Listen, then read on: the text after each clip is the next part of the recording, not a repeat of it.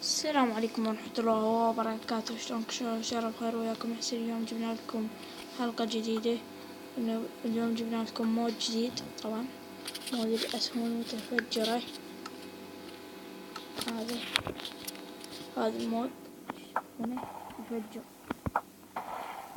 طبعا ما تحتاج لابد لانشر ولا هاي شي. هسه يلا خلنا ننتقل لشرح طريقة التركيب. اوكي شباب، رجعنا لكم. على مود تحمل برنامج MCP ماستر، تروح على سوق بلاي تكتب MS. هذا اول واحد. هذا البرنامج تحمله. بس خلنا ايش، طبعا طريقة تركيب المود سهل، بس خلنا نطلع منه. علق الجهاز شباب، ما ادري ليش. المهم هسه نرجع لوينه. هسه اول ما راح تدخل عليه راح تجيك قائمة مثل هاي، تنزل جوه تلاقي هذا المود. هذا تنزل بالاخير تروح على هاي مود. او عندك طريقة ثانية تروح على اخر وحدة، هاي العصا السحرية، ما ادري شلون.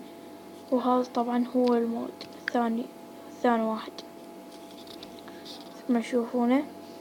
اول شي تحمله هسه، يعني مثل ما شفتوا المود شوفتكم اياه يفجر.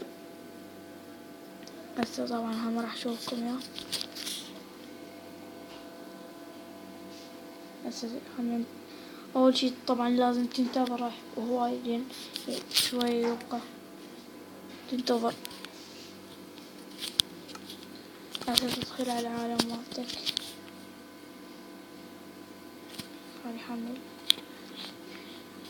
هسه مثل ما تشوفون هاي تركب المود. بس هاي كانت الحلقة، لا تنسى اللايك والاشتراك في القناة.